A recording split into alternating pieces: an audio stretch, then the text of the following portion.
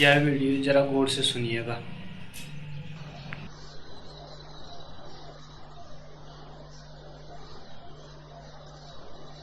पहला प्रश्न,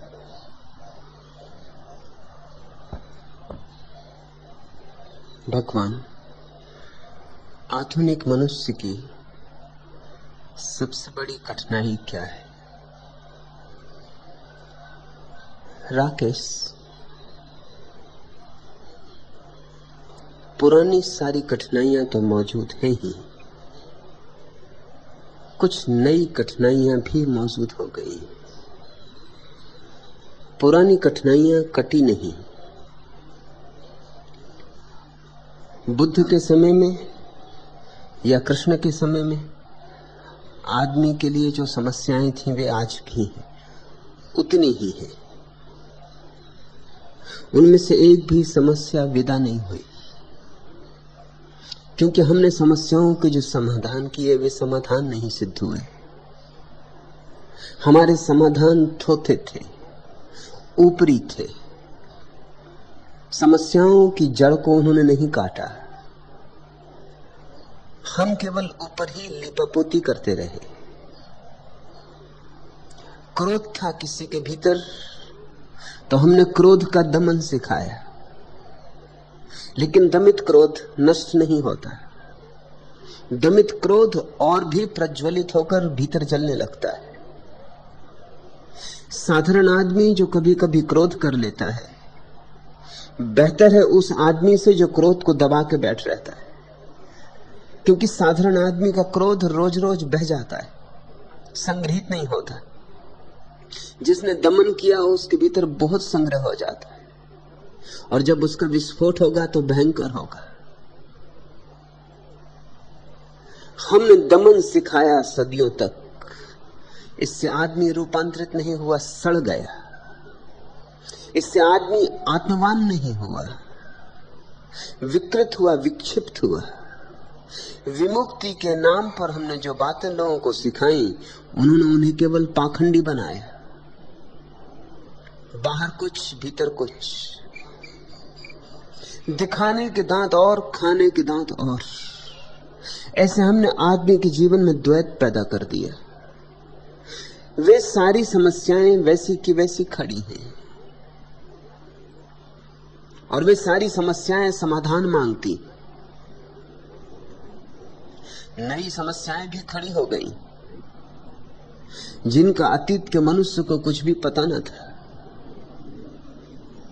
जैसे एक नई समस्या खड़ी हो गई है कि मनुष्य का संबंध निसर्ग से टूटने लगा है, टूट गया है। जितना आधुनिक मनुष्य हो उतना ही निसर्ग से विपन्न हो गया है। जैसे किसी वृक्ष की कोई जड़ें उखाड़ ले, फिर वृक्ष कुम्हलाने लगे, फूल झरने लगे, पत्ते हरे न रह जाएं। ऐसे मनुष्य को हमने प्रकृति से तोड़ लिया है। और जो मनुष्य प्रकृति से टूट गया, उसका परमात्मा से जुड़ने का उपाय ही नहीं रह जाता, क्योंकि प्रकृति में ही परमात्मा की पहली झलक मिलती है। आदमी की बनाई हुई चीजों के बीच आधुनिक आदमी रह रहा है।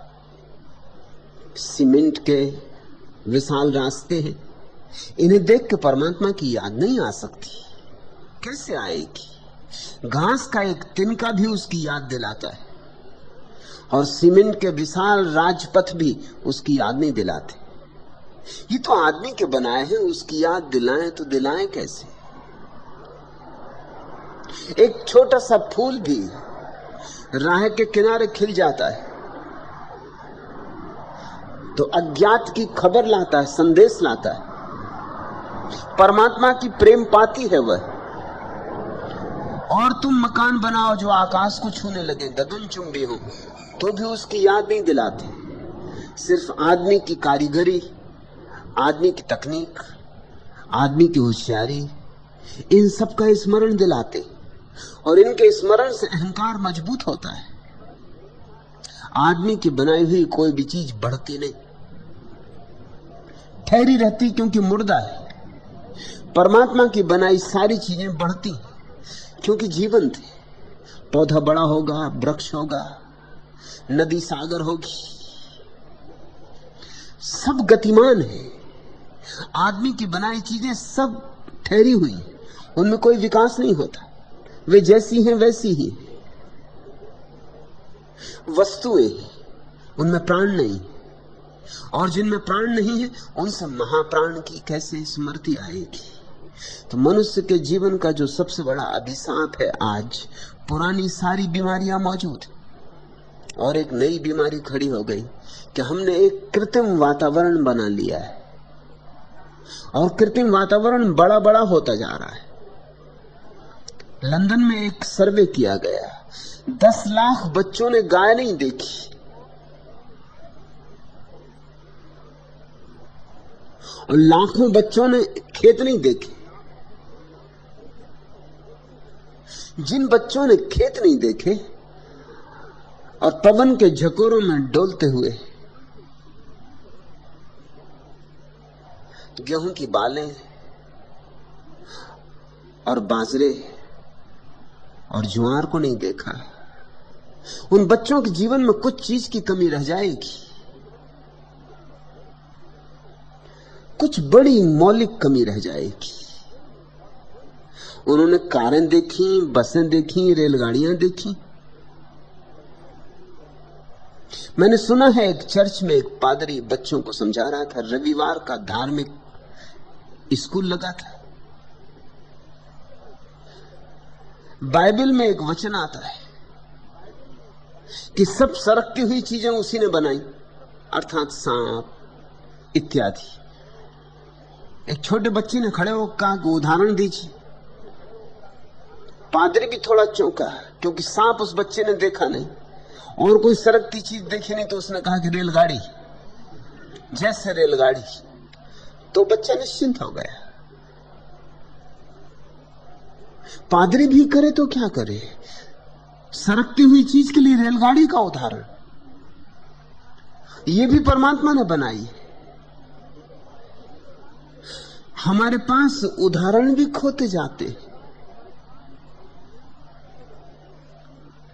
जितना आधुनिक मनुष्य है उतना ही ज्यादा कम प्राकृतिक, उतना ही ज्यादा कृत्रिम, उतना ही ज्यादा प्लास्टिक, असली नहीं नकली। उसकी गंध नकली, उसका रंग नकली, उसका सब नकली। ओंठ रंग लिए हैं लिपस्टिक से, वो उसका रंग है ओंठों का, असली ओंठों का तो पता ही चलना मुश्किल हो गया। कपड़े पहन लिए हैं इस ढंग से कि असली शरीर का पता चलना मुश्किल हो गया।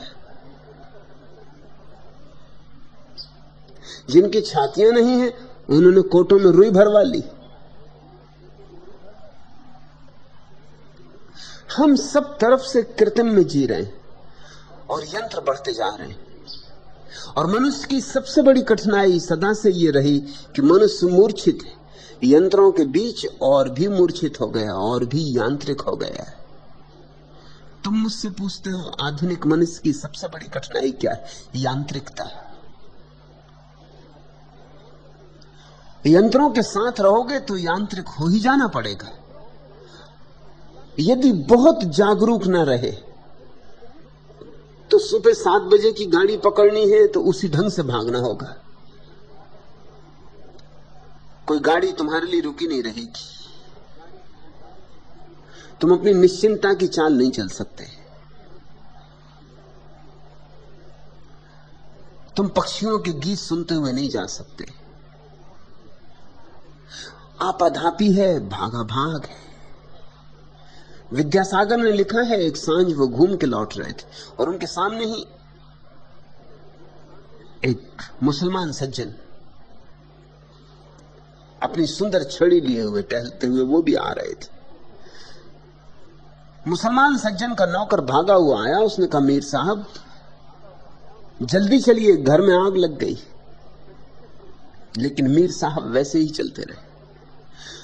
नौकर ने कहा, आप समझे या नहीं समझे, आपने सुना या नहीं सुना, घर जल रहा है, धू धू कर जल रहा है, तेजी से चलिए, ये समय टहलने का नहीं है, दौड़ के चलिए। लेकिन मीर साहब ने कहा, घर तो जल ही रहा है, मेरे दौड़ने से कुछ आग बुझ न जाएगी। और यहां तो सभी कुछ जल रहा है और सभी को जल जाना है।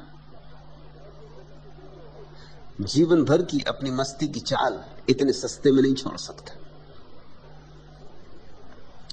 विद्यासागर तो बहुत हैरान हुए। मीर साहब उसी चाल से चलते रहे, वही छड़ी की टेक, वही मस्त चाल, वही लखनवी ढंग और शैली। विद्यासागर के जीवन में इससे क्रांति घटित हो गई, क्योंकि विद्यासागर को दूसरे दिन वायसराय की काउंसिल में महापंडित होने का सम्मान मिलने वाला था। और मित्रों ने कहा कि इन्हीं अपने साधारण सीधे साधे फटे पुराने वस्त्रों में जाओगे, अच्छा नहीं लगेगा, तो हम ढंग के कपड़े बनवा देते हैं जैसे दरबार में चाहिए। तो वो राजी हो गए थे। तो चूड़ीदार पजामा और अचकन और सब ढंग की टोपी और जूते और छड़ी सब तैयार करवा दिया था मित्रों। लेकिन इस मुसलमान अजनबी आदमी की चाल, घर में लगी आग, और ये कहता है कि क्या जिंदगी भर की अपनी चाल को, अपनी मस्ती को, एक दिन घर में आग लग गई तो बदल दूं। दूसरे दिन उन्होंने फिर वो बनाए गए कपड़े नहीं पहने, वायसराय की दुनिया में पहुंच गए, वैसे ही अपने सीधे साधे कपड़ा पहने। मित्र बहुत चकित हुए। उन्होंने कहा कपड़े बनवाए, उनका क्या हुआ? उन्होंने कहा वो एक मुसलमान ने गड़बड़ कर दी। अगर वो मकान में आग लग जाने पर अपनी जिंदगी भर की चाल नहीं छोड़ता, तो मैं भी क्यों अपने जीवन के ढंग और शैली छोड़ूं जरा सी बात के लिए कि दरबार जाना है। देना हो पद भी दे दें, ना देना हो ना दे, लेकिन जाऊंगा अब अपनी ही शैली से। मगर आज सब तरफ यंत्र कसे हुए, यहां शैली नहीं बच सकती, व्यक्तित्व नहीं बच सकता, निजता नहीं बच सकती। यदि तुम अत्यधिक होश से न जियो तो यंत्र तुम पर हावी हो जाएगा, तुम पर छा जाएगा। तुम घड़ी के कांटे की तरह चलने लगोगे और मशीन के पहियों की तरह घूमने लगोगे, और धीरे धीरे तुम्हें भूल ही जाएगा कि तुम्हारे भीतर कोई आत्मा भी है। एक तो प्रकृति से संबंध टूट जाना और दूसरा यंत्र से संबंध जुड़ जाना। दोनों बातें महंगी पड़ी जा रही। मुकुर के लोचन खुले हैं, बंद है आधार के दृक, जड़ हुआ आधार का अस्तित्व, छाया चल रही, मात्र दर्पण है न दर्शन, पूजता पाषाण चेतन, चेतना खो चुका जीवन, आंजते द्रगहीन अंजन, तिमिर माया छल रही। मान धन मन के निधन को, खोजता जीवन मरण को, अन्न कण क्षयग्रस्त क्षण को, दिया तज रवि ने गगन को, आयु दिन की ढल रही। मंत्र का दीपक बुझाकर, तंत्र बल को बाहु में भर, प्रौढ़ कर मोहित धरा पर, यंत्र की माया निरंतर फूलती है फल रही। और सब तो गया, मंत्र गया, तंत्र गया, यंत्र सिंहासन पर आरूढ़ हो गया। यंत्र की माया निरंतर फूलती है फल रही, और मनुष्य भी धीरे धीरे यांत्रिक होता जा रहा है। वैज्ञानिक तो मानते भी नहीं कि मनुष्य यंत्र से कुछ ज्यादा है, और विज्ञान की छाप लोगों के हृदय पर बैठती जा रही, क्योंकि विज्ञान का शिक्षण दिया जा रहा है। हृदय का तो कहीं कोई शिक्षण नहीं, प्रेम के गीत तो कहीं सिखाए नहीं जा रहे, हृदय की वीणा तो कहीं कोई बजाई नहीं जा रही, तर्क सिखाया जा रहा है, गणित सिखाया जा रहा है, यंत्र को कैसे कुशलता से काम में लाया जाए यह सिखाया जा रहा है। और धीरे धीरे इस सब से घिरा हुआ आधुनिक मनुष्य प्रकृति से टूट गया, परमात्मा से टूट गया, अपने से टूट रहा है। सारे संबंध जीवन के विराट से उखड़े जा रहे हैं।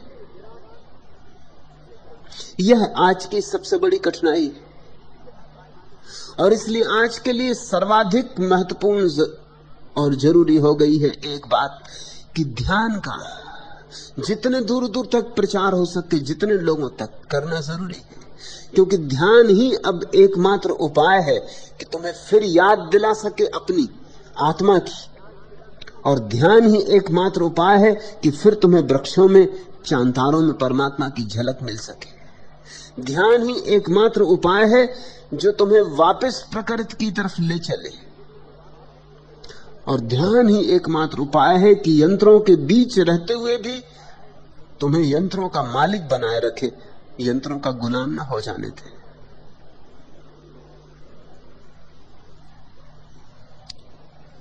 मैंने एक झक्की नवाब के संबंध में सुना है। बीमार था, लेकिन पुरानी आदतें, रात 2-3 बजे तक तो नाच गाना चलता, फिर सोता, तो उठता सुबह 10 बजे, 11 बजे, 12 बजे। चिकित्सकों ने कहा यह अब न चलेगा, अब इस योग स्वास्थ्य न रहा, अब तो सुबह ब्रह्म मुहूर्त में उठना पड़ेगा, 6 बजे उठना पड़ेगा, तो ही तुम स्वस्थ हो सकते हो। तो उसने कहा यह कौन अड़चन की बात, 6 बजे उठेंगे। भरोसा चिकित्सकों को नहीं आया, क्योंकि वह आदमी कभी जीवन में 6 बजे नहीं उठा था। इतनी जल्दी राजी हो जाएगा, नानुच भी ना करेगा, आनाकानी नहीं करेगा, सौदा नहीं करेगा कि भाई 10 बजे नहीं तो 8 बजे, 7 बजे, और सीधा बोला कि 6 बजे तो 6 बजे। उसके घर के लोग भी हैरान हुए, बेगम भी हैरान हुई, वजीर भी हैरान हुआ, लेकिन बाद में राज खुल गया। राज ये था कि नवाब ने कहा ऐसा करो कि जब भी मैं उठूं तब तुम घड़ी में 6 बजा देना। बात खत्म हो गई।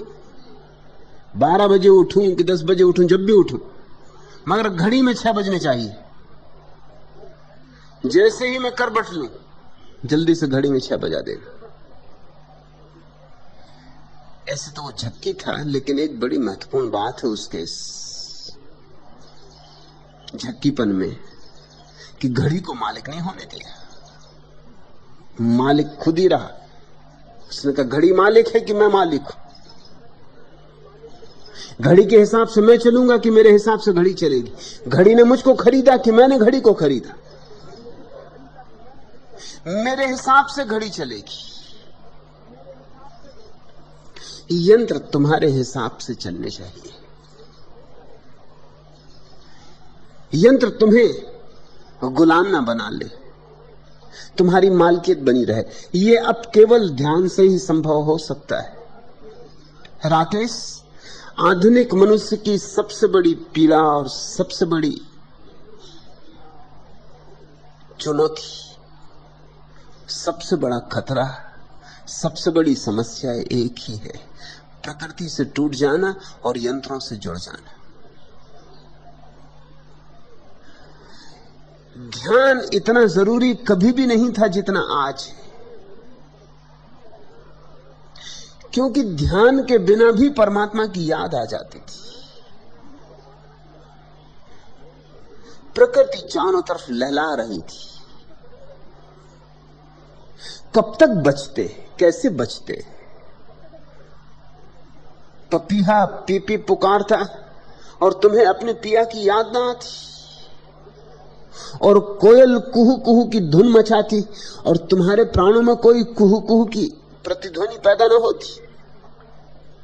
फूलों पे फूल खिलते, ऋतुएं घूमती, ऋतुओं का चक्र चलता, और तुम्हें ये याद ना आती कि जगत सुनियोजित अराजक नहीं। चांद तारे समय पर आते, वर्षा आती, गर्मी आती, शीत आती। क्या इस सारे वर्तुलाकार प्रकृति को घूमते देखकर तुम्हें ये याद ना आता कि कोई रहस्यपूर्ण छिपे हुए हाथ इसके पीछे होने चाहिए? बचना मुश्किल था, चारों तरफ उसकी गंध थी। हमने धीरे धीरे उसकी गंध बिल्कुल बंद कर दी। जितना आधुनिक मनुष्य है उतना ही हटता चला गया है दूर।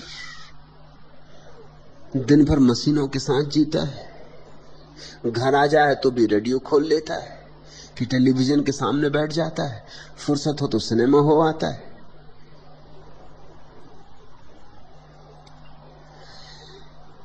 समय ही नहीं कि कभी तारों से भी गुफ्तगू हो, अवसर ही नहीं कभी नदियों के साथ भी दो बातें हो जाएं, आकांक्षा ही नहीं कि कभी पहाड़ों से भी मिलन हो। और इतने आवरण ओढ़ रखे हैं कि जब दो आदमी मिलते हैं तो भी मिलना नहीं हो पाता।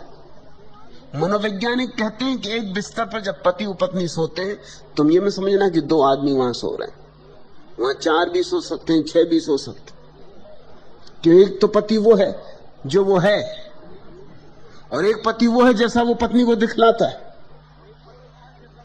और एक पति वो है जैसा वो दिखलाता तो है लेकिन दिखला नहीं पाता, दिखलाना चाहता है। तो 3 पति हो गए, 3 पत्नियां हो गई, 6 आदमी सो रहे हैं, छोटा बिस्तर, वैसी भीड़ भाड़ हो जाती। तुम जो कहना चाहते हो कहते हो,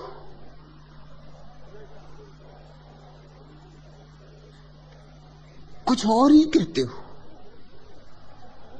और जो तुम कहते हो उससे तुम्हारा कोई भी नाता नहीं होता, उसकी जड़ें तुम्हारे प्राणों में नहीं होती, तुम्हारे स्वरों का उसके साथ संबंध नहीं होता। तुम जरा लोगों के चेहरों पर गौर करो, तुम जरा लोगों के शरीर की भाषा सीखो और तुम चकित हो जाओगे। उनके होंठ कुछ कहते हैं, उनकी आंखें कुछ कहती। उनके होंठ कहते हैं स्वागत, उनकी आंखें कहती हैं कि कहां सुबह सुबह ये शनिचरी चेहरे के दर्शन हो गए। होंठ कुछ कह रहे हैं, आंखें कुछ कह रही हैं। लोग कहते हैं कि बड़ा आनंद हुआ आपके आने से, लेकिन पूरा शरीर कुछ और कह रहा है। शरीर की भाषा पर बड़ी शोधबीन हो रही। छोटे छोटे इशारे शरीर कहता है जिनका तुम्हें भी पता नहीं होता। जब तुम किसी आदमी से मिलना चाहते हो तो तुम उसके पास झुक के खड़े होते, तुम उसकी तरफ झुके हुए होते हो, और जब तुम उससे नहीं मिलना चाहते तो तुम पीछे की तरफ खिंचे हुए खड़े होते। तुम जरा लोगों को गौर से देखना, जो स्त्री तुम में उत्सुक है वो तुम्हारी तरफ झुकी हुई होगी, जो स्त्री तुमसे बचना चाहती है वो तुम्हारे से दूसरी तरफ तनी होगी, जो स्त्री तुम में उत्सुक है वो तुम्हारे पास सरक के बैठेगी, जो तुम में उत्सुक नहीं है वो जिस तरह बच सके, जितनी बच सके उतने दूर तुमसे सरक के बैठेगी। शायद उसे भी साफ ना हो, लेकिन शरीर की भाषाएं, होंठ कुछ कहते हैं, शरीर कुछ कहता है। शरीर ज्यादा सच कहता है क्योंकि अभी शरीर को झुठलाने की कला हमने नहीं सीखी।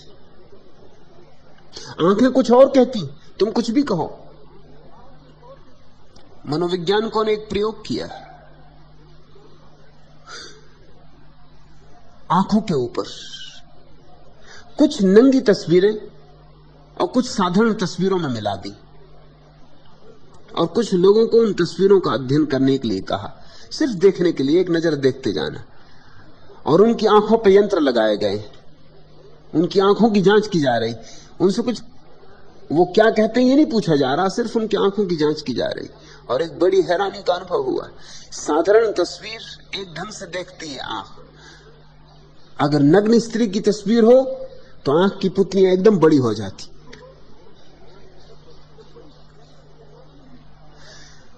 तो जो यंत्र से आंखें देख रहा है उसे तस्वीरों का पता नहीं है, लेकिन वो आंखें देख के यंत्र से कह सकता है कि ये आदमी अभी नंगी तस्वीर देख रहा है। ये तो बड़ी खतरनाक चीज है। तुम अपने साधु संतों की जांच कर सकते, और आंख पे बस नहीं है तुम्हारा स्वेच्छा से कि तुम जब चाहो फैला लो, जब चाहो सुकड़ा लो। ख्याल भी नहीं है तुम्हें। जिस चीज को तुम देखना चाहते हो उस आकांक्षा के कारण ही, वो दबी आकांक्षा ही कितनी ही क्यों ना हो, तुम्हारी आंखों की पुतलियां बड़ी हो जाती। क्यों? तुम उसे पूरा आत्मसात कर लेना चाहते हो। फिल्म देखने तुम बैठे हो जाके सिनेमा गृह में, जब कोई ऐसी घटना घटती जिसमें तुम उत्सुक हो, तुम कुर्सी छोड़ देते हो, एकदम तुम्हारी रीढ़ सीधी हो जाती। तुम एकदम सजग होकर देखने लगते हो। जब कोई चीज ऐसी ही चल रही तो तुम आराम से कुर्सी पे बैठ जाते हो, चूक भी गए तो कुछ हर्ज नहीं। तुम्हारे शरीर की भाषा है, तुम कहते कुछ हो, तुम्हारा शरीर कुछ और ही कहता, अक्सर उल्टा कहता है। तुम्हारे ओंठ कुछ बोलते हैं और ओंठों का ढंग कुछ और बोलता है।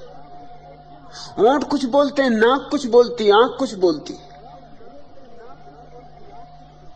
ऐसे खंड खंड हो गया है आदमी, और ये खंडन बढ़ता जा रहा है, टुकड़े टुकड़े होता जा रहा है। इसी टुकड़े टुकड़े में फंसा हुआ है। ध्यान का अर्थ होता है अखंड हो जाओ, एक चैतन्य हो जाओ। और उस एक चैतन्य के लिए जरूरी है कि तुम अपने जीवन से यांत्रिकता छोड़ो। यंत्र तो नहीं छोड़े जा सकते, ये पक्का है। अब कोई उपाय नहीं, अब लौटने की कोई जगह नहीं। अब तुम चाहो लाख कि हवाई जहाज ना हो, लोग फिर बैलगाड़ी में चलें, ये नहीं होगा। अब तुम लाख चाहो कि रेडियो ना हो, ये नहीं होगा। अब तुम लाख चाहो कि बिजली ना हो, ये नहीं होगा, होना भी नहीं चाहिए। लेकिन मनुष्य यांत्रिक ना हो, यह हो सकता है। और अब तक तो खतरा ना था, अब खतरा पैदा हुआ है। यंत्रों से बुद्ध के जमाने का आदमी नहीं घिरा था, तो भी बुद्ध ने अमूर्छा सिखाई, विवेक सिखाया, जागृति सिखाई, होश सिखाया। और आज तो और अड़चन बहुत हो गई। आज तो एक ही बात सिखाई जानी चाहिए, मूर्छा छोड़ो, होश पूर्वक जियो। जो भी करो इतनी सजगता से करो कि तुम्हारा कृत्य मशीन का कृत्य ना हो। तुम में और मशीन में इतना ही फर्क है अब कि तुम होश पूर्वक करोगे, मशीन को किसी होश की जरूरत नहीं। अगर तुम में भी होश नहीं है तो तुम भी मशीन हो। पुराने समय के ज्ञानियों ने मनुष्य को चौंकाया था, बार बार एक बात कही थी, कल दरिया ने भी कही कि देखो आदमी रहना, पशु मत हो जाना। आज खतरा और बड़ा हो गया है। आज खतरा यह है कि देखो आदमी रहना, यंत्र मत हो जाना। ये पशुओं से भी ज्यादा बड़ा पतन है, क्योंकि पशु फिर भी जीवंत है, पशु फिर भी यंत्र नहीं। बुद्धों ने नहीं कहा है कि यंत्र मत हो जाना, क्योंकि यंत्र नहीं थे। लेकिन मैं तुमसे कहना चाहता हूं कि खतरा बहुत बढ़ गया है, खाई और गहरी हो गई। पहले पुराने जमाने में गिरते तुम तो बहुत से बहुत पशु हो जाते, लेकिन अब गिरोगे तो यंत्र हो जाओ। और यंत्र से नीचे गिरने का और कोई उपाय नहीं। और यंत्र से बचने की एक ही औषधि है, जागे हुए जियो। चलो तो होश पूर्वक, बैठो तो होश पूर्वक, सुनो तो होश पूर्वक, बोलो तो होश पूर्वक। 24 घंटे जितना बन सके उतना होश साधो। हर काम होश पूर्वक करो, छोटे छोटे काम, क्योंकि सवाल काम का नहीं है। सवाल तो होश के लिए नए नए अवसर खोजने का है। स्नान कर रहे हो और तो कुछ काम नहीं है, होश पूर्वक ही करो। फव्वारे के नीचे बैठे हो, होश पूर्वक, जागे हुए, एक एक बूंद को अनुभव करते हुए बैठो। भोजन कर रहे हो, जागे हुए। लोग कहां भोजन कर रहे हैं जागे हुए, गट के जाते। न स्वाद का पता है, न चबाने का पता है, न पचाने का पता, गट के जाते। पानी भी पीते तो गटक गए। उसकी शीतलता भी अनुभव करो, तृप्त होती हुई प्यास भी अनुभव करो। तो तुम्हारे भीतर ये अनुभव करने वाला धीरे धीरे सघन होगा, केंद्रीभूत होगा, और तुम जाग कर जीने लगो। तो फिर हो जाए जगत यंत्र से भर जाए कितना ही, तुम्हारा परमात्मा से संबंध नहीं टूटेगा। जागरण या ध्यान परमात्मा और तुम्हारे बीच सेतु है। और जितना तुम्हारे जीवन में ध्यान होगा उतना ही तुम्हारे जीवन में प्रेम होगा, क्योंकि प्रेम ध्यान का परिणाम है। या इससे उल्टा भी हो सकता है, जितना तुम्हारे जीवन में प्रेम होगा उतना ध्यान होगा।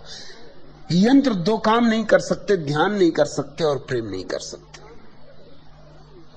बस इन दो बातों में ही मनुष्य की गरिमा है, महिमा है, महत्ता है, उसकी भगवत्ता है। इन दो को साध लो, सब सध जाएगा। और दोनों को इकट्ठा साधने की भी जरूरत नहीं, इनमें से एक साध लो, दूसरा अपने आप सध जाएगा।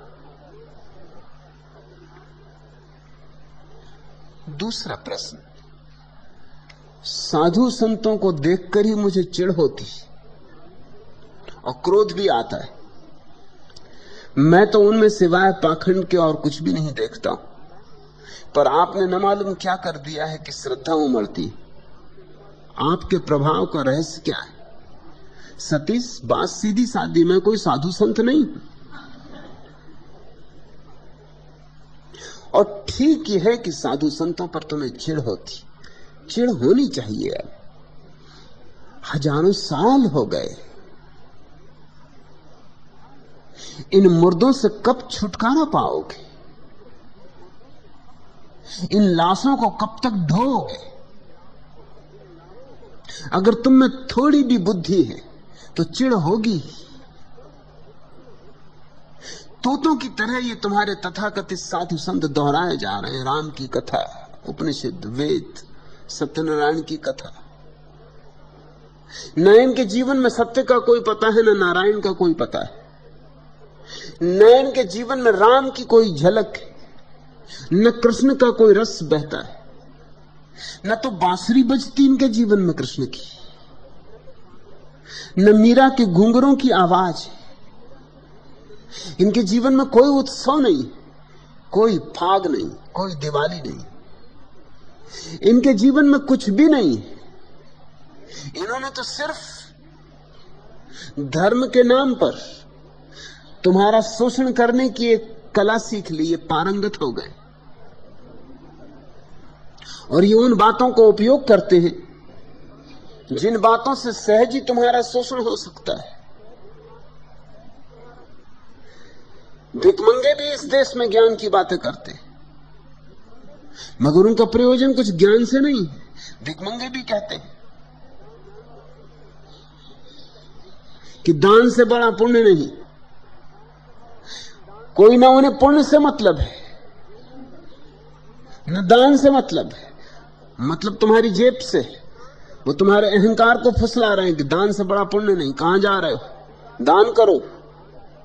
और लोभ पाप का बाप बखाना, वो तुमसे कह रहे हैं कि लोभ पाप का बाप है, बचो इससे, दे दो, हम तुम्हें हल्का किए देते। और मांग रहे हैं भिखमंगे, और मांगना लोभ से हो रहा है, लेकिन शिक्षा वो अलोभ की दे रहे हैं। तुम्हारे भिखमंगों में, तुम्हारे साधु संतों में कुछ बहुत फर्क नहीं। तुम्हारे भिखमंगों में, तुम्हारे साधु संतों में इतना ही फर्क है कि भिखमंगे गरीब और साधु संत थोड़े सुशिक्षित, थोड़े सुसंस्कृत।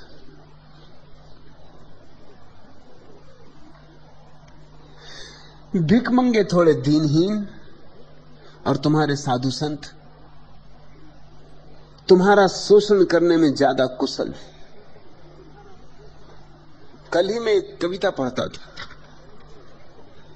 दिवाली के दिन एक साधु बाबा बोले, बच्चा तेरी रक्षा करेगा भोले। आज दिवाली है, हमारा कमंडल खाली है, भरवा दे, ज्यादा नहीं, बस 5 रुपए दिलवा दे। हमने कहा बाबा जी, दिलवाना होता तो 5 क्या 5 लाख दिलवा देते, सारा हिंदुस्तान आपके नाम करवा देते। हम भारतीय नौजवान हैं, हमारे पास अंधा भविष्य, लंगड़ा वर्तमान और गूंगे बयान है।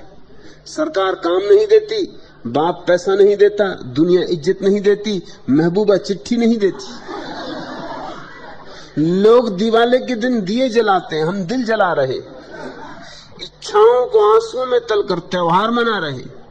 लोग हिंदुस्तान में रह के लंदन को मात करते हैं, हिंदी का झंडा थाम कर अंग्रेजी की बात करते हैं और हमसे कहते हैं कि अपनी संस्कृति को अपनाओ। अब हम आजाद हैं, त्योहार मनाओ।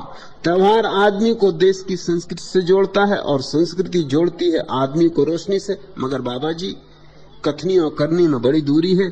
जिस देश की रोशनी कमरों में बंद हो, उस देश में त्योहार थोपी हुई मजबूरी है। बाबा जी बोले, दुखी मत हो बच्चा, तू किस्मत वाला है, दिवाली के दिन हमारे दर्शन कर रहा है, तुझे आशीर्वाद देने का मन कर रहा है। हमने कहा अपने मन को रोकिए। आशीर्वाद दाताओं के पैर छूते छूते कमर झुक गई, जीवन की गाड़ी आगे बढ़ने से रुक गई। वे बोले, तू हमारे आशीष का अपमान कर रहा है। हम त्रिकालदर्शी हैं, वेदांती हैं, देख हमारे मुंह में एक भी दांत नहीं। बच्चा, हंसने की बात नहीं। लोग इस जमाने में कपड़े पहनकर भी नंगे हैं, हम एक लंगोटी में नंगापन ढांक रहे।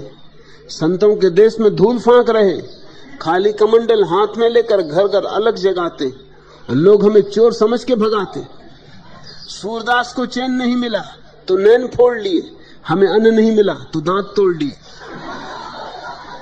वे सूरदास, हम पोपलदास। वे अतीत के गौरव, हम वर्तमान के संतरास।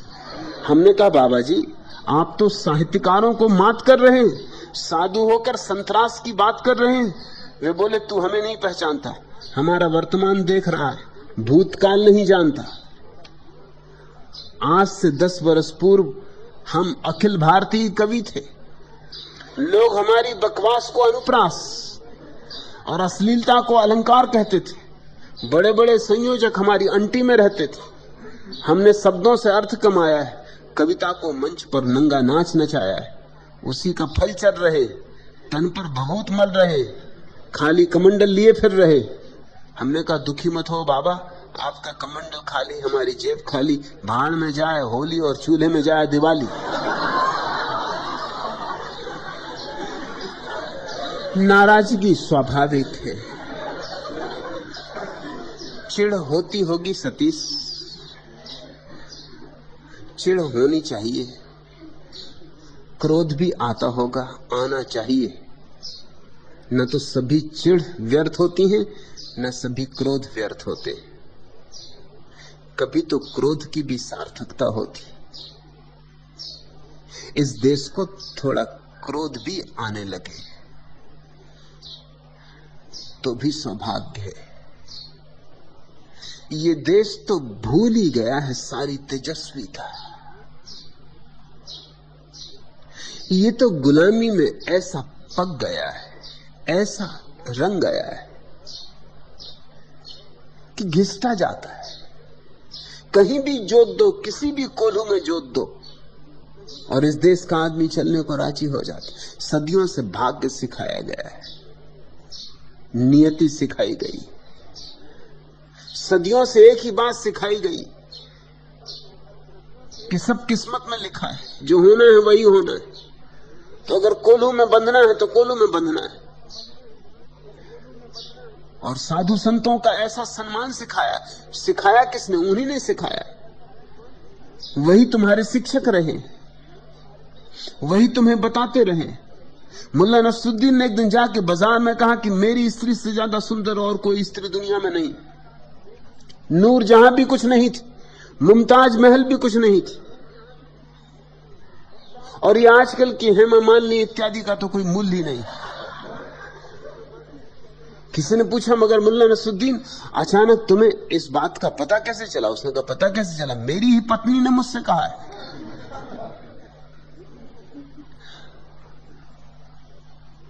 कौन तुम्हें समझाता रहा साधु संतों को सम्मान दो, सत्कार दो, सेवा करो? यही साधु संत तुम्हें समझाते रहे। सदियों सदियों का संस्कार उन्होंने डाला है।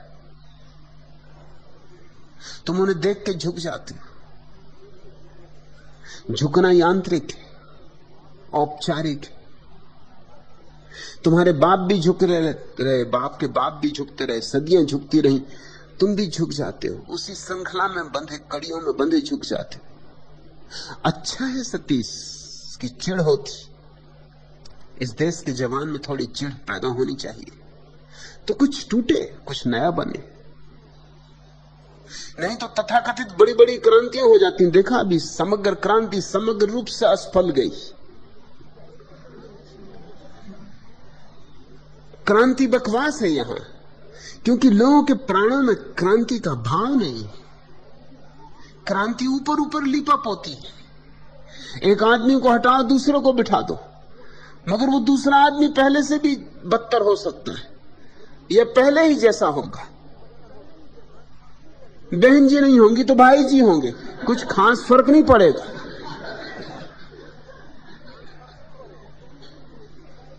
कोई अंतर नहीं होगा। एक लाश हटेगी, दूसरी लाश विराजमान कर दी जाएगी। नाम क्रांति का होगा, लेकिन क्रांति की भाषा नहीं हमें आती। क्रांति का हमारे पास बोध नहीं। क्रांति का पहला बोध यह है कि हम देखना तो शुरू करें कि हम कितनी सदियों से कितनी गलत धारणाओं में आबद्ध थे। संत कौन है?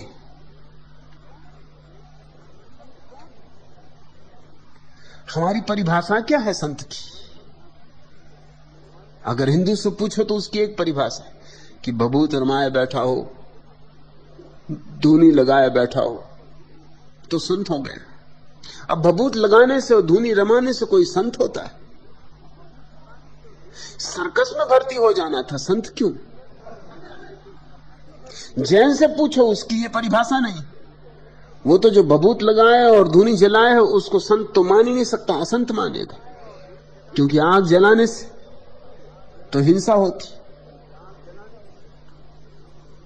कीड़े मरेंगे, आग पैदा होगी। आग जलाना तो जैन मुनि कर ही नहीं सकता। तो उसकी और परिभाषा है, उपवास करे कोई, लंबे लंबे उपवास करे, भूखा मरे, खुद को सताए, तरह तरह से सताए तो मुनि। मगर ये श्वेतांबर जैन की परिभाषा है। दिगंबर से पूछो तो जब तक वो नग्न ना हो तब तक मुनि नहीं, चाहे कितने लाख उपवास करे। मुनि तो वो तभी होगा जब नग्न खड़ा हो जाए, जब वस्त्रों का त्याग कर दे। ईसाइयों से पूछो तो उनकी कुछ और परिभाषा है, मुसलमानों से कुछ और बौद्धों से कुछ और। दुनिया में 300 धर्म है और 3000 परिभाषाएं, क्योंकि 300 धर्मों के कम से कम 3000 संप्रदाय। संत कौन है? इन परिभाषाओं से तय होने वाला नहीं है। ये परिभाषाएं काम ना पड़ेंगी। संत तो मैं उसे कहता हूं जिसने सत्य को जाना। संत शब्द ही सत्य को जानने से बनता है, जिसने अनुभव किया, पिया सत्य को, जिसकी मौजूदगी में, जिसकी सन्निधि में तुम्हारे भीतर भी सत्य की हवाएं बहने लगे, सत्य की रोशनी होने लगी, जिसकी मौजूदगी में, जिसके संग साथ में तुम्हारा बुझा दिया जल उठे। संत वही है। जब तक तुम्हारा दिया न जल जाए तब तक किसी को संत कहने का कोई कारण नहीं। हाँ, तुम्हारा दिया कहीं जल जाए और तुम्हारे भीतर आनंद का प्रकाश हो और तुम्हें परमात्मा की सुध आने लगे, तो जिसके पास आ जाए वही संत है। फिर वो नग्न हो कि कपड़े पहने हो, महल में हो कि झोंपड़े में हो, उपवास कर रहा हो कि सुस्वादु भोजन कर रहा हो, कुछ फर्क नहीं पड़ता। इन सारी बातों से कोई संबंध नहीं। फिर वो हिंदू हो कि मुसलमान कि ईसाई, स्त्री हो कि पुरुष, कोई फर्क नहीं पड़ता। एक ही बात निर्णायक है कि जिसकी सन्निधि में तुम्हारे भीतर सोया हुआ जो परमात्मा है वो करवट लेने लगे, तुम्हारे भीतर धुन बजने लगे, कोई जो कभी नहीं बजी थी। तुम्हारी आंखें गीली हो जाएं किसी नए आनंद से, अपरिचित अछूते आनंद से। तुम्हारे पैर थिरकने लगे एक नए उल्लास से, तुम्हारा हृदय धड़कने लगे एक नए संगीत से। तुम आतुर हो जाओ अपना अतिक्रमण करने को, वही संत है। और सतीश, जब भी ऐसा कोई संत मिलेगा तो चिढ़ कैसे होगी? जब ऐसा कोई संत मिलेगा तो श्रद्धा होगी, तो झुक जाने का मन होगा। नहीं कि झुकाओगे तुम अपने को, अचानक पाओगे कि झुक गए हो। नहीं कि चेष्टा करनी पड़ेगी झुकने की, नहीं नहीं, जरा भी नहीं। झुका हुआ अनुभव करोगे, झुका हुआ पाओगे। अचानक पाओगे कि तुम्हारा अहंकार गया, बह गया, बाढ़ में बह गया। मेरे पास तो केवल वे ही लोग आ सकते हैं जो तुम्हारे जैसे, जिन्हें अभी पुराने सड़े गले धर्म में भरोसा है।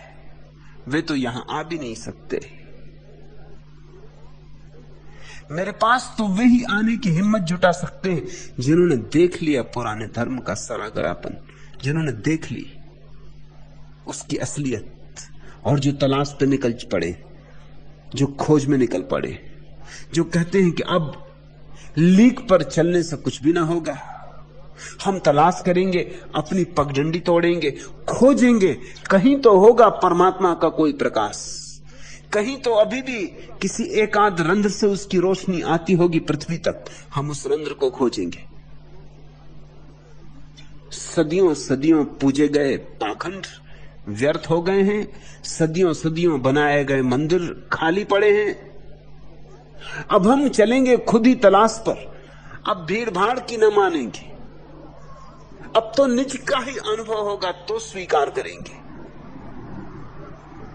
मेरे पास तुम कहते हो कि तुम्हें श्रद्धा अनुभव होती है, तो मेरे रहस्य का, मेरे राज का कारण पूछा है। न कोई रहस्य न कोई राज है, बात सीधी साफ, दो दो चार जैसी साफ है। मैं कोई बंधी बंधाई परंपरा का प्रतिनिधि नहीं हूं, मैं किसी का साधु नहीं हूं, किसी का संत नहीं। मैं अपनी निजता में जी रहा हूं, जो मेरा आनंद है वैसे जी रहा हूं। रत्ती भर मुझे किसी और की परवाह नहीं। जिन्हें औरों की परवाह है उनसे मेरा नाता नहीं बनेगा। मुझसे तो नाता उनका बनेगा जिन्हें किसी की परवाह नहीं, जिन्हें सिर्फ एक बात की चिंता है कि सत्य को जानना है, चाहे दांव पर कुछ भी लगाना पड़े। संस्कृति लगे दांव पर तो लगा देंगे, धर्म लगे दांव पे तो लगा देंगे, प्रतिष्ठा लगे दांव पे तो लगा देंगे, प्राण लग जाए दांव पर तो लगा देंगे। सहेंगे अपमान, सहेंगे असम्मान, सहेंगे निंदा, लोग पागल कहेंगे तो सहेंगे, लेकिन सत्य को खोज कर रहेंगे। ऐसे जो लोग हैं वो अचानक ही पाएंगे कि मेरे हृदय और उनके बीच एक स्वर बजने लगा। वे मेरे लोग हैं, मैं उनका हूं।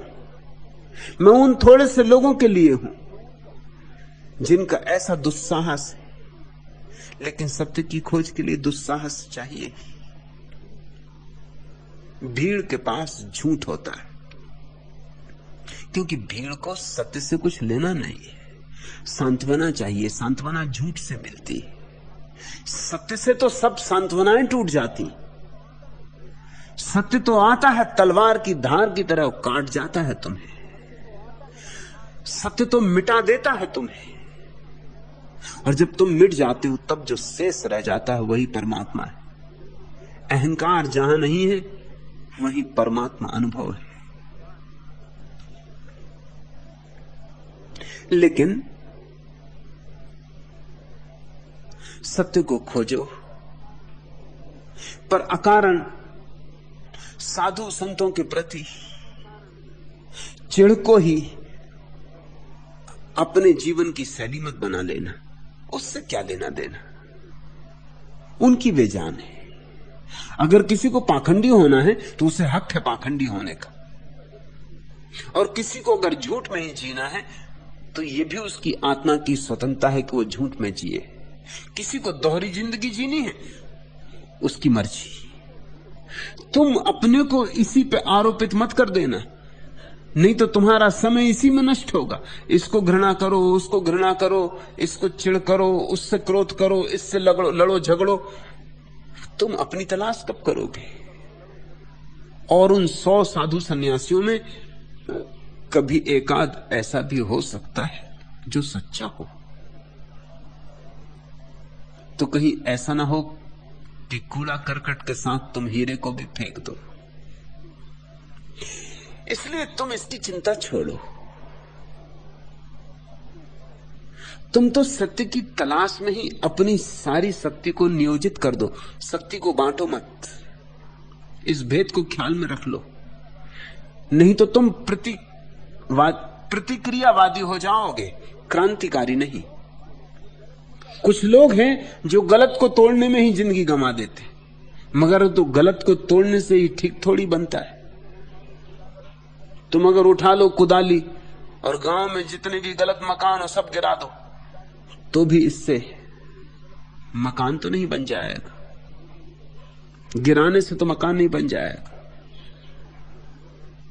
अच्छा तो यही हो कि तुम पहले मकान बनाओ, सम्यक मकान बनाओ, मंदिर बनाओ, ताकि गलत अपने आप गलत दिखाई पड़ने लगे।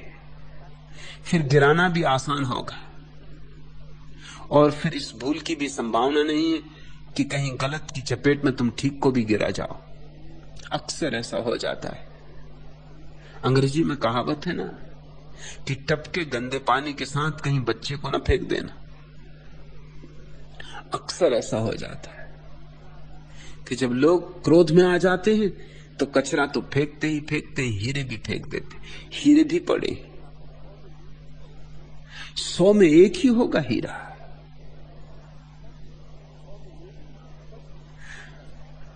तब तुमको पहचान न पाया।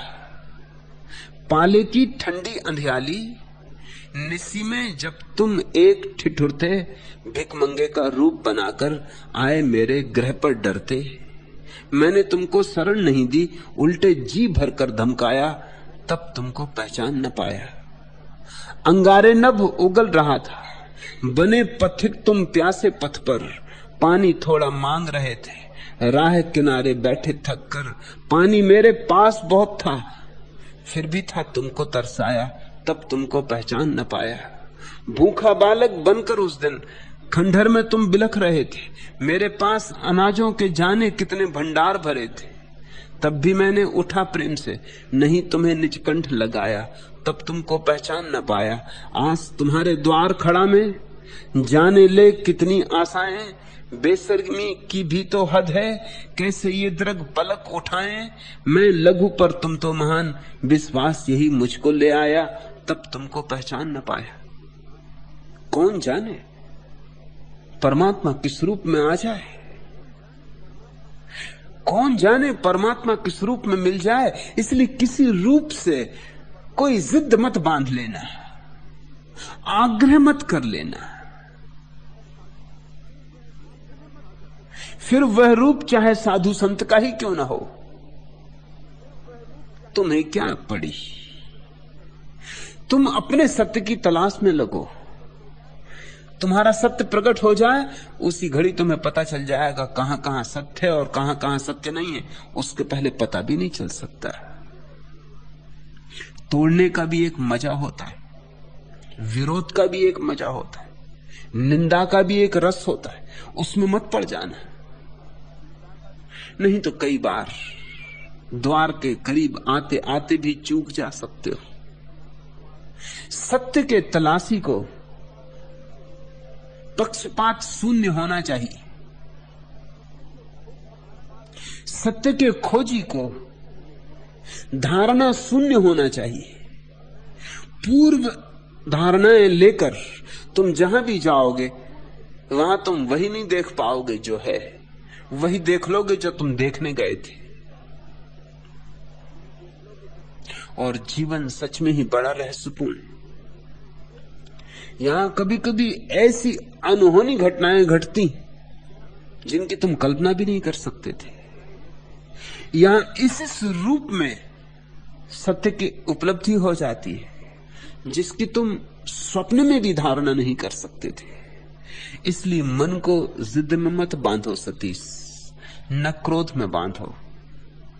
बात तो तुम्हारी ठीक है, बहुत धोखा हुआ है, बहुत पाखंड हुआ है, धर्म के नाम पर बहुत उपद्रव चला है, बहुत शोषण चला है,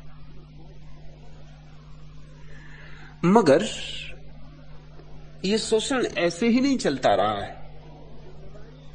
इस शोषण की जिम्मेवारी शोषण करने वालों पर ही नहीं है, इसकी बड़ी जिम्मेवारी तो उन पर है जो इसे चलने देते हैं। शायद उनकी जरूरत है,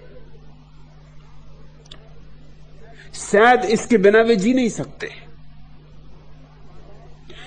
सिगमंड फ्रायड ने कुछ महत्वपूर्ण बातों में एक महत्वपूर्ण बात यह भी कही है कि 40 वर्षों के मनुष्य के मनोविज्ञान के अध्ययन के बाद, अनेक अनेक लोगों के निरीक्षण के बाद मेरा निष्कर्ष है कि आदमी, कम से कम अधिकतम आदमी, बिना झूठ के नहीं जी सकते। अधिकतम लोगों के लिए भ्रमों के जाल चाहिए ही चाहिए, क्योंकि सत्य की चोट झेलने की क्षमता कितने लोगों की है।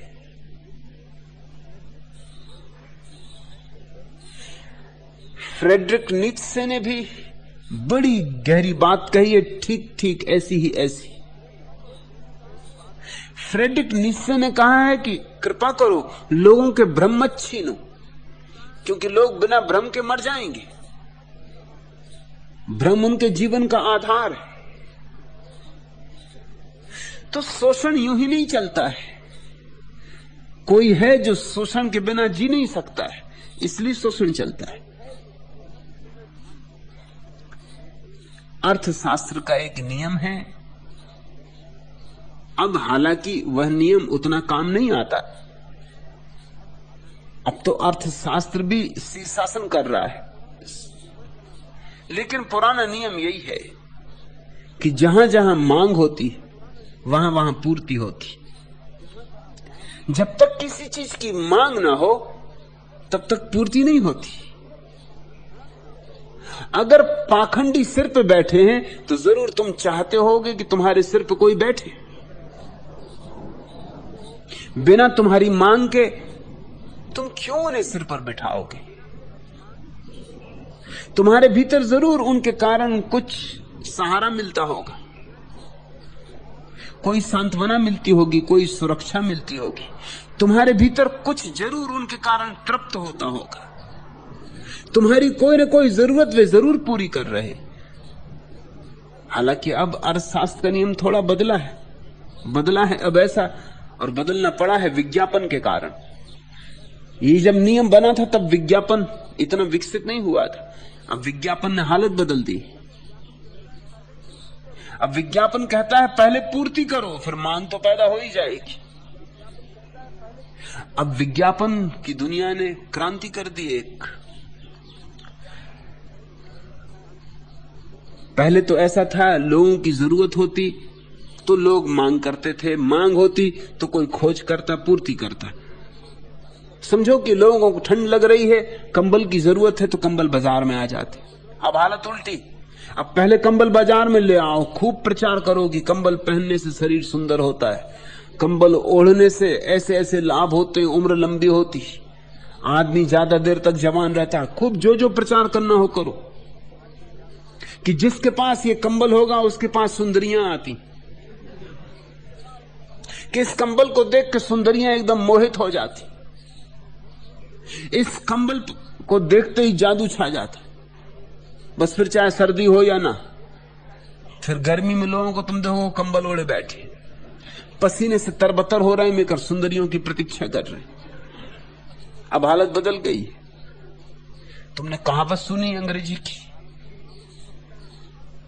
कि आवश्यकता आविष्कार की जननी, अब उसको बदल दो। अब कहावत कर लो, आवश्यकता आविष्कार की जननी नहीं, आविष्कार आवश्यकता का पिता है। पहले आविष्कार कर लो, फिर फिक्र करना, विज्ञापन करना जोर से।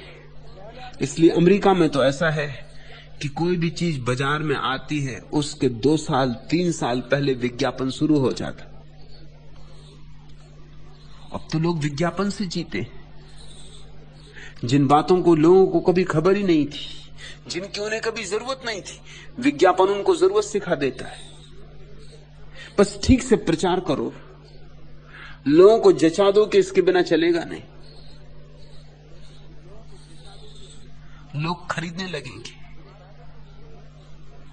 तो पहले तो पुरोहित आदमी की जरूरत से पैदा हुआ। जरूरत क्या थी आदमी की? जरूरत थी कि आदमी डरा हुआ था, भयभीत था। मौत थी सामने, मौत के पार क्या है, यह प्रश्न था सामने। जिंदगी में हजार हजार मुसीबतें थी, बीमारियां थी। क्यों हैं ये बीमारियां? इनके उत्तर चाहिए थे। तो साधु संत पैदा हो गए, उन्होंने उत्तर दे दिए। किसी ने उत्तर दे दिया कि तुमने पिछले जन्मों में पाप कर्म किए थे। पिछले जन्म का पक्का ही नहीं है अभी, लेकिन पिछले जन्म में पाप कर्म किए थे, उनका फल भोग रहे हो। और वो जो धन लिए बैठा है और मजा कर रहा है, उसने पिछले जन्म में पुण्य किए थे, इसलिए वो पुण्य का फल भोग रहा। उत्तर मिल गया, सांत्वना मिली, थोड़ी राहत मिली, थोड़ी बेचैनी कटी, बड़ी बेचैनी कटी। अहंकार को बड़ा सहारा मिला। नहीं तो ऐसा लगता है कि हम भी मेहनत कर रहे हैं, दूसरा भी मेहनत कर रहा है, वो सफल होता है, हम असफल होते। तो जरूर हमारे पास बुद्धि की कमी, लेकिन अब बुद्धि क्या करे? बुद्धि तो हमारे पास उससे भी अच्छी, मगर पिछले जन्मों के कर्मों के कारण अड़चन आ रही, राहत मिल गई। मृत्यु के बाद घबराओ मत, आत्मा अमर है। यही तो हम चाहते थे सुनना, कि कोई कह दे, किसी तरह समझा दे कि आत्मा अमर है, हमें मरना ना पड़े। कोई मरना नहीं चाहता।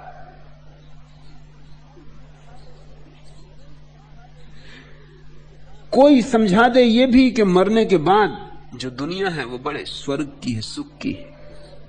थोड़ी सी शर्तें लगाई साधु संतों ने, वो भी ठीक, कि जो हमारी सेवा करेगा वो मेवा पाएगा। ठीक भी है, आखिर वे तुम्हारी सेवा कर रहे थे, थोड़ी तुमसे सेवा ली, तो दुनिया तो लेन देन का मामला है। कुछ तुमने दिया, कुछ उनने लिया, कुछ उनने दिया, कुछ तुमने लिया, सौदा जम गया। उन्होंने कहा तुम हमारी यहां सेवा करो, हम तुम्हें पक्का भरोसा दिलाते हैं कि स्वर्ग में तुम्हारी अप्सराएं सेवा करेंगी। तब एक अदृश्य का धंधा शुरू हुआ। तुम्हें जो चाहिए वो स्वर्ग में मिलेगा।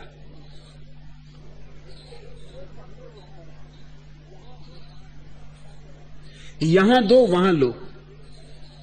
मगर ये बात जरा गड़बड़ की तो थी, क्योंकि यहां देना पड़े प्रगट, और मरने के बाद मिलेगा कि नहीं मिलेगा। तो साधु संतों ने कहा एक पैसा यहां दो, वहां 1 करोड़ गुना लो। देखते हो लोभ कितना दिया। पंडे पुजारी तीर्थों में बैठ के लोगों को समझाते हैं कि तुम 1 दो, 1 करोड़ गुना मिलेगा। कौन नहीं इस लोभ में आ जाएगा? 1 पैसा दान दे दिया और 1 करोड़ मिलेगा। ये तो सरकारी लॉटरी से भी बेहतर हुआ। ये है लॉटरी, असली आध्यात्मिक लॉटरी। 1 पैसा दे दिया और करोड़ गुना, 1 रुपया दे दिया और करोड़ गुना। ये कमाई कौन छोड़ेगा? और अगर गया भी तो 1 ही रुपया गया, कोई बहुत बड़ा चला नहीं गया। और अगर मिला, कौन जाने मिले ही। तो इतना लोभ दिया, उस लोभ ने तुम्हें राहत दी। स्वर्ग के कैसे कैसे सुखों के वर्णन, और फिर तुम्हें डरवाया भी, क्योंकि जो उनकी न मानेगा वो नरक में सड़ेंगे। और नरक में फिर कैसे कैसे सड़ाने के वर्णन जिन्होंने किए हैं, बड़े कल्पनाजीवी लोग रहे होंगे। किस किस प्रकार की इजाजत की है नरक में सड़ाने की, परेशान करने की। और स्वर्ग में सब सुख। और भेद कितना, जो मानेगा इन साधु संतों को। अब बड़ी अड़चन खड़ी हो गई, क्योंकि दुनिया में बहुत तरह के साधु संत हैं, बहुत तरह के संप्रदाय हैं, सबके दावे हैं। ईसाई कहते हैं जो ईसा को मानेगा बस वही जाएगा स्वर्ग से, सब नरक में पड़ेंगे। जब तक पता नहीं था एक धर्म का दूसरे धर्मों को, तब तक तो ये दुकानें चलती थी आसानी से। अब बड़ी विभूषणा हो गई, बड़ी विडंबना हो गई। अब बड़ी घबराहट पैदा होती लोगों को कि करना क्या है, पता नहीं कौन सच्चा हो। कहीं ऐसा ना हो कि वहां पहुंचे और जीसस इंकार कर दें, क्योंकि ईसाई कहते हैं जीसस पहचानते हैं कौन उनका है, वो अपने अपनों को चुन लेंगे। वो अपनी भेड़ों को चुन लेंगे, वो रखवाले गड़रिए वो अपनी भेड़ों को चुन लेंगे, बाकी भेड़ें जाएं भाड़ में। तो लोगों को खूब डरवाने के उपाय किए गए। मैंने सुना है एक आदिवासी गांव में, आदिवासियों को तो सीधे साधे भोले भाले लोग, उनको बदलने के लिए भी भोली भाली सीधी सादी कोई तरकीबें खोजनी पड़ती जो उनके काम आ सके। बड़े तर्क तो वो समझ नहीं सकते, बाइबल और वेद का तो उन्हें पता नहीं। तो पादरी ने पूरा गांव बदलने की तैयारी कर ली थी, ईसाई होने को गांव तैयार था। और तरकीब क्या थी? तरकीब बड़ी सीधी सरल थी, मगर तुम्हारी तरकीबें भी बहुत भिन्न नहीं है, कितनी ही जटिल हो उनका मौलिक ढंग वही है। तरकीब ये थी कि उसने एक दिन सारे गांव को इकट्ठा किया,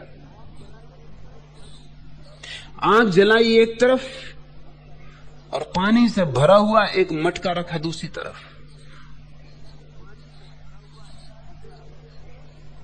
और उसने कहा कि देखो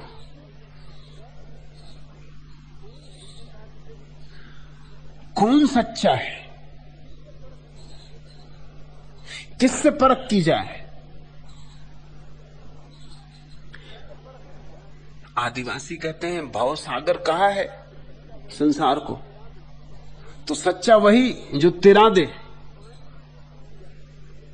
तो पानी में जो डूब जाए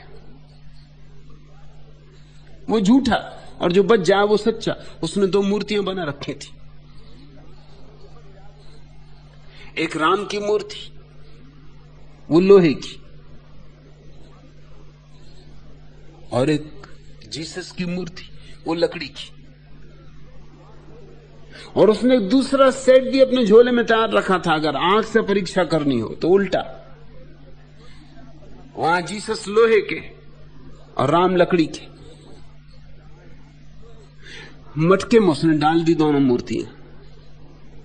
राम जी तत्काल डूब गए, लोहे के थे तो बचते कैसे। जीसस तैरने लगे, तालियां बज गईं। गांव के लोगों ने कहा कि अब इससे ज्यादा प्रत्यक्ष प्रमाण और क्या, संसार भवसागर है। ये राम जी के साथ गए तो खुद भी डूबे। आप डूबनते ले डूबे जजमान, खुद तो डूबेंगे डूबेंगे महाराज, हमें भी डुबाएंगे। जीसस ही बचावनहार, देखो क्या तैर रहे हैं, तुम्हें भी तिरा देंगे। वो तो सब गड़बड़ हो गई एक आदमी की वजह से। एक हिंदू सन्यासी भी गांव में ठहरा हुआ था, उसको ये खबर लगी, वो भी भागा हुआ पहुंचा। उसने ये सब हालत देखी, सब समझ गया राज। उसने कहा भाई परीक्षा तो अग्नि से होगी, क्योंकि अग्नि परीक्षा ही हिंदुस्तान में चलती रही है। राम जी भी जब सीता जी को लेके आए थे तो अग्नि परीक्षा ली थी, जल परीक्षा सुनी कभी? गांव के लोगों ने कहा ये बात तो ठीक, जल परीक्षा सुनी नहीं, अग्नि परीक्षा। पादरी थोड़ा डरा, उसने कोशिश तो की कि किसी तरह झोले में छिपी दूसरी मूर्तियां निकालने, लेकिन अब इस सन्यासी को धोखा देना मुश्किल था। उसने तो मटके में डली हुई मूर्तियां बाहर निकाल ली, और उसने कहा कि अब असली परीक्षा होती, देखो। डाल दी दोनों को आग में। राम जी तो मजे से खड़े रहे, जीसस महाराज भबक के जल गए। सन्यासी ने देखा अग्नि परीक्षा होगी, उसमें जो पार उतरेगा वही तुम्हें पार उतारेगा। आदमी के साथ यही खिलवाड़ चलता रहा, उसे ऐसे ही तर्क दिए जाते रहे, उसे इसी तरह के गणित समझाए जाते रहे। आदमी भयभीत है, बचना चाहता है, मौत सामने खड़ी है। साधु संतों ने यह मौका नहीं छोड़ा, उन्होंने इसका शोषण कर लिया। उन्होंने हजार हजार सिद्धांत खड़े कर लिए। लेकिन आज अड़चन खड़ी हो गई, क्योंकि दुनिया के सारे धर्म पहली बार एक दूसरे से परिचित हुए। इसके पहले तो सब अपने अपने कुएं में बंद थे। विज्ञान ने कुएं तोड़ दिए, सीमाएं तोड़ दी, संसार छोटा हो गया, एकदम छोटे गांव जैसा हो गया। आज न्यूयॉर्क में और पूना में अंतर ही क्या है, घंटों का फासला रह गया। इतने करीब हो गया है सब कि न्यूयॉर्क में नाश्ता लो, लंदन में भोजन करो और पूना में बदहजमी झेलो। सब इतना करीब हो गया है, एकदम जुड़ गया है। इतनी दुनिया करीब आ गई। इस करीब दुनिया में अब मन बहुत विभ्रांत है कि कौन सही कौन गलत। मैं तुमसे कहना चाहता हूं ये सारी धारणाएं ही व्यर्थ, इनमें सही और गलत चुनना ही मत। इनमें कुछ गलत नहीं कुछ सही नहीं, ये अलग अलग दुकानों के अलग अलग इस्तेहार थे। ये दुकानें ही गलत थी। धर्म का कोई संबंध परलोक से नहीं है, धर्म का संबंध वर्तमान से।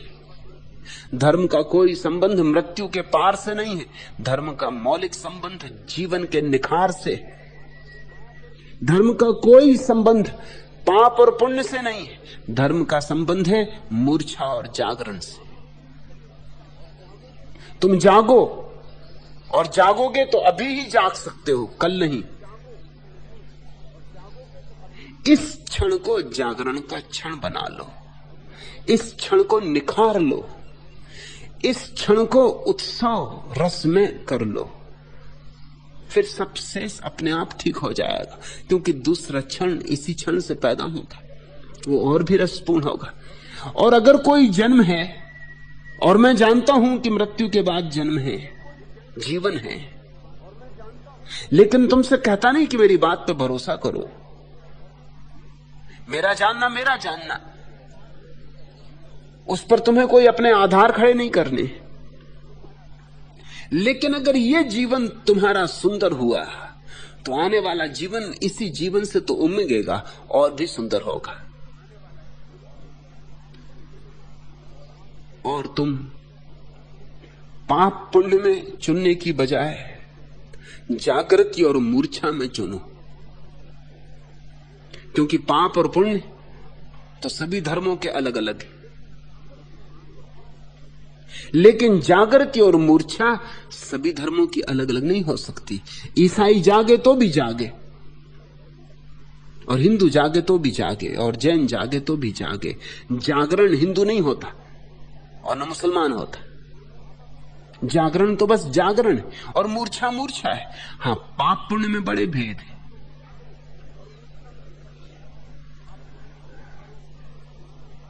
अगर मांसाहार करो तो मुसलमान के लिए पाप नहीं, ईसाई के लिए पाप नहीं। और ईसाई अपनी किताब के उदाहरण देने को तैयार है कि ईश्वर ने सारे पशु पक्षी बनाए मनुष्य के उपयोग के लिए। वो तो ईश्वर का वक्तव्य बाइबल में दिया हुआ है कि मनुष्य के उपयोग के लिए सारे पशु पक्षी बनाए, और तो इनका कोई उपयोग ही नहीं।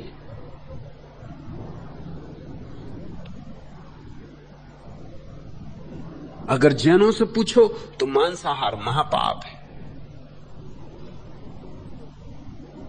उससे बड़ा कोई पाप नहीं।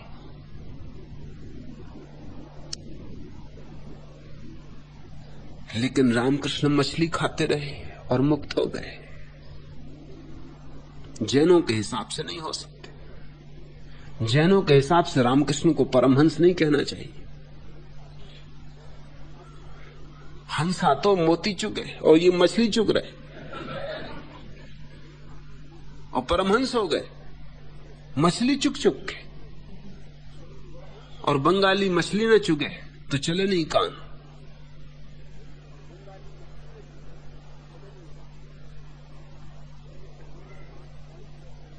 कठिनाई है बहुत। पाप कौन तय करे, पुण्य कौन तय करे? ईसाइयों का एक समूह है रूस में, अब तो समाप्त होने के करीब हो गए, लेकिन उसकी मान्यता यह थी कि जिस पशु पक्षी को तुम खा लेते हो उसकी आत्मा को तुम मुक्त कर देते हो बंधन से। न केवल पाप तो कर ही नहीं रहे, पुण्य कर रहे हो, उसकी आत्मा को मुक्त कर रहे हो। जैसे कोई पक्षी बंद है, तोता बंद है पिंजरे में, तुमने पिंजरा खोल दिया और तोते को उड़ा दिया, इसको तुम पाप कहोगे। उस संप्रदाय की ये मान्यता थी कि तुमने एक तोते को खा लिया तो वो जो शरीर था तोते का वो पिंजड़ा था, वो तुम पचा गए, पिंजड़ी पचाओगे, आत्मा तो मुक्त हो गई। तो तुमने कृपा की तोते पर,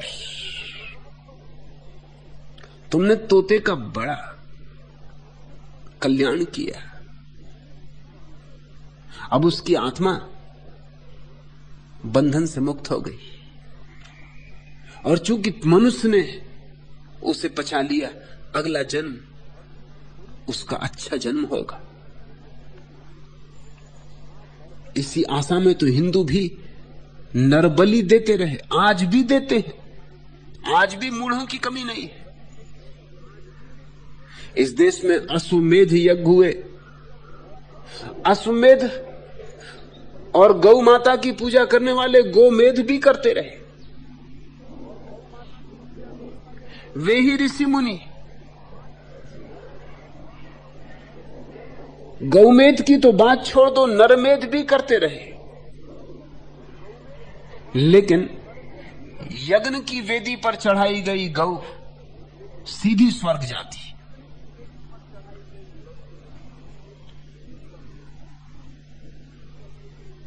बुद्ध ने मजाक किया है। एक गांव में यज्ञ हो रहा है,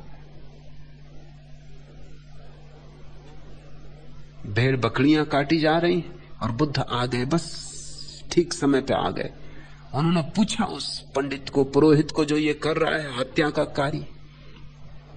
खास पंडित पुरोहित होते थे जो यही काम करते थे। तुम जान के चकित होगे, तुम में कोई शर्मा यहां मौजूद हो तो नाराज न हो। शर्मा उन्हीं पंडित पुरोहितों का नाम है। शर्मा का अर्थ होता शर्मन करने वाला, काटने वाला। जो यज्ञ में पशु पक्षियों को काटता था वो शर्मा कहा जाता था। अब तो लोग भूल भाल गए, अब तो शर्मा बड़ा समादृत शब्द है, इतना समादृत कि वर्मा इत्यादि भी अपने को छोड़कर शर्मा लिखते। शर्मा का मतलब होता हत्यारा, लेकिन हत्यारा साधारण नहीं, असाधारण हत्यारा। आत्माओं को स्वर्ग पहुंचाने वाला। तो बुद्ध ने कहा कि ये तुम क्या कर रहे हो? तो उन्होंने कहा कि ये कोई हत्या नहीं है, हिंसा नहीं है। ये जो पशु पक्षी काटे जाएंगे इन सब की आत्माएं स्वर्ग चली जाएंगी। तो बुद्ध ने बड़ा मजाक किया है और बुद्ध ने कहा तो फिर अपने पिता माता को क्यों नहीं काटते, स्वर्ग ही भेज दो। ये अवसर मिला, स्वर्ग भेजने का द्वार खुला और तुम पशु पक्षियों को भेज रहे हो। माता पिता को भेज दो, पत्नी बच्चों को भेज दो, फिर सबको भेज के खुद भी चले जाना। मगर इन पशु पक्षियों को तो ना भेजो, ये तो जाना भी नहीं चाहते, ये तो तड़फ रहे हैं, ये तो भागना चाहते हैं, ये तो कहते हैं क्षमा करो, बोल नहीं सकते। जरा इनकी आंखें तो देखो, गिड़गिड़ा रही, मिमिया रहे हैं, ये कह रहे हैं हमें जाने दो। ये तो स्वर्ग जाना नहीं चाहते, इनको तुम भेज रहे हो। और जो जाना चाहते, जिस यजमान ने ये करवाया है यज्ञ, वो स्वर्ग जाना चाहता, उसी को भेज दो। खूब चालबाज लोग दुनिया में थे, चालबाजियां चलती रही, चालबाजियां हम सहते रहे। पाप और पुण्य का निर्णय करना मुश्किल है। एक तरफ है अमेज़न की नदी के किनारे बसे हुए लोग जो आदमियों को भी खा जाते और इसमें कोई पाप नहीं। मनुष्य का आहार कर जाते, भक्षण कर जाते, और इसमें जरा भी कोई पाप नहीं। और एक तरफ क्वेकर हैं जो दूध भी नहीं पीते, क्योंकि दूध भी आता तो शरीर से है, खून से छन छन के आता है, रक्त का ही हिस्सा है, देह का अंग है। चाहे हाथ को काट के खाओ और चाहे मां के स्तन से दूध को लेके पी लो, है तो इसमें हिंसा ही। और गाय का तुम दूध पीते हो, वो तुम्हारे लिए बनाया नहीं गया, वो तो गाय के बछड़े के लिए बनाया गया। बछड़े को छीन कर तुम पी रहे हो तो तुम पाप ही कर रहे हो।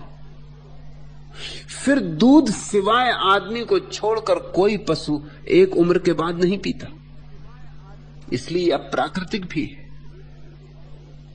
छोटे बच्चे दूध पिए मां से ठीक है, लेकिन जैसे उनके दांत उगाए और वो पचाने लगे फिर दूध छूट जाना चाहिए।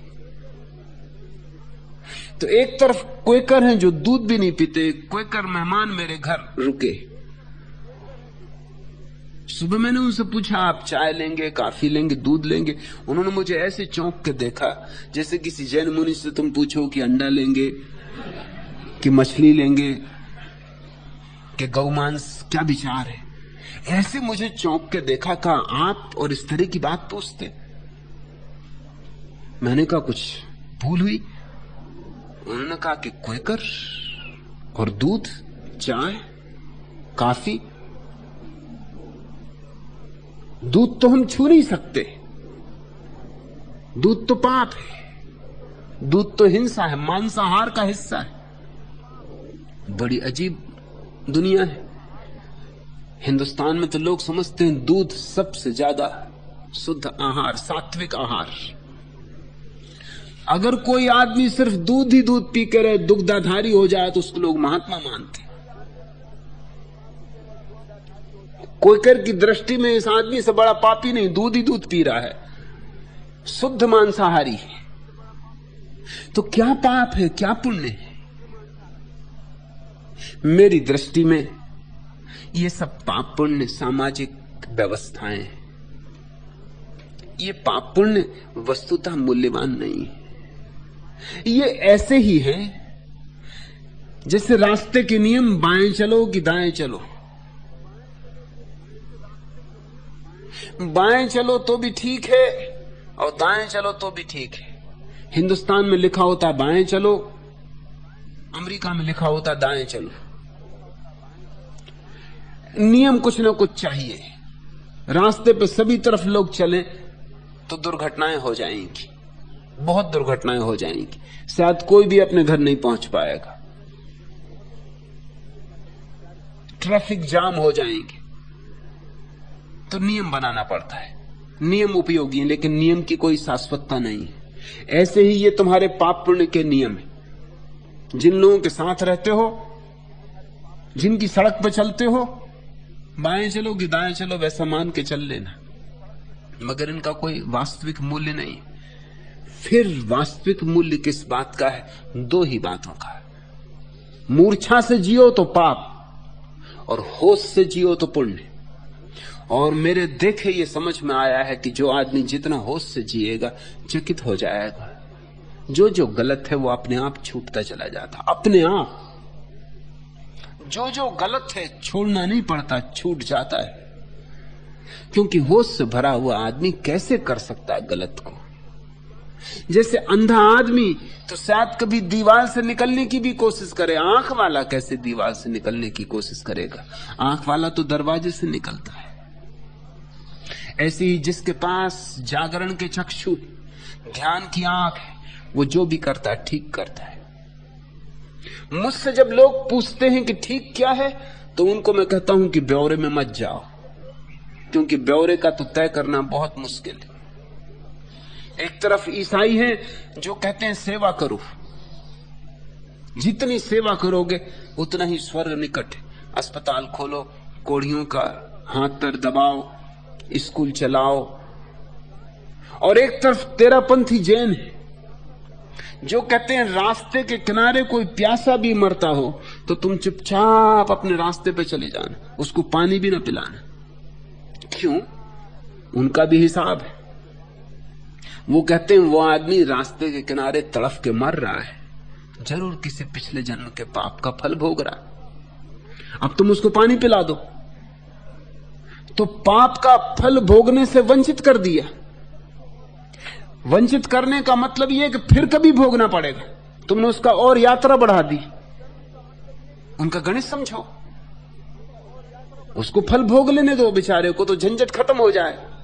एक पाप कटे, कटा जा रहा था पाप, आप पानी लेके आ गए, कटते कटते पिंजड़े के बाहर हो रहा था पक्षी, फिर तुमने दरवाजा पे सांकल लगा दी, फिर पानी पिला दिया, फिर उसको कष्ट से बचा दिया। फिर और दूसरा खतरा भी है, वो जो और भी बड़ा है, वो ये कि इसको तुमने पानी पिला के बचा दिया है, पता नहीं आदमी कौन हो, डाकू हो, हत्यारा हो, चोर हो, बेईमान हो, राजनेता हो, लुच्चा लफंगा कौन हो, क्या पता।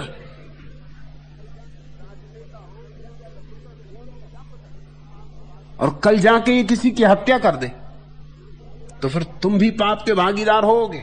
ना तुम पिलाते पानी, ना ये बचता, ना हत्या होती, तो तुम श्रृंखला के हिस्से हो गए। सावधान, ये कल राजनेता हो जाए,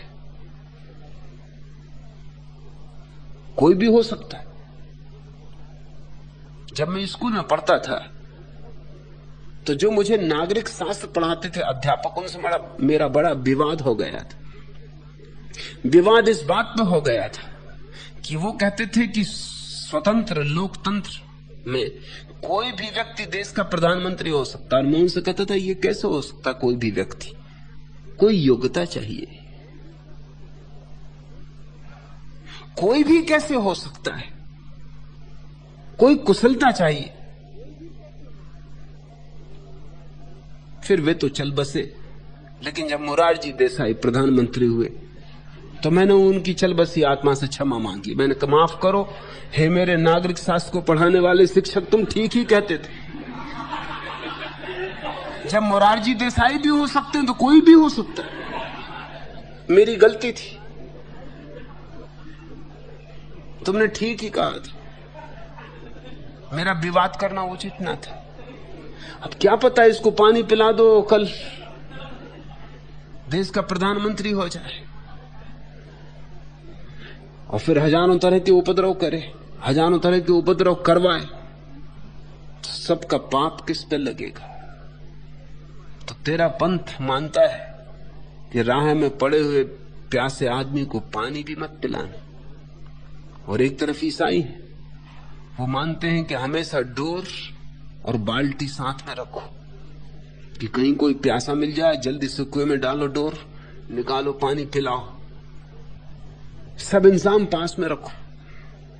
मैंने सुनी चीन की एक कहानी, एक मेला भरा है और एक आदमी गिर पड़ा कुएं में, शोरगुल बहुत है, बहुत चिल्लाता मगर कोई सुनता नहीं।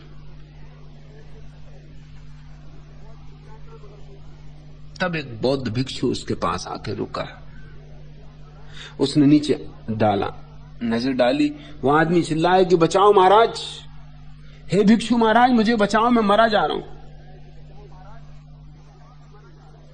भिक्षु ने कहा, भगवान ने कहा है जीवन तो जड़ है, मरण मरना तो होगा ही, मरना तो सभी को, यहां जो भी आए सभी को मरना है। उस आदमी ने कहा वो सब ठीक है, मगर अभी फिलहाल तो निकालो, फिर जब मरना है जब मरेंगे। मगर बौद्ध भिक्षु भी ज्ञानी था, उसने कहा कि क्या समय से भेद पड़ता है, आज मरे कि कल मरे। अरे जब मरना ही है तो मर ही जाओ, और ये जीवन की आशा छोड़ के मरोगे तो फिर पुनर्जन्म नहीं होगा, और ये जीवन की आशा लेके मरे फिर सड़ोगे, 84 का चक्कर। वो आदमी वैसे तो मरा जा,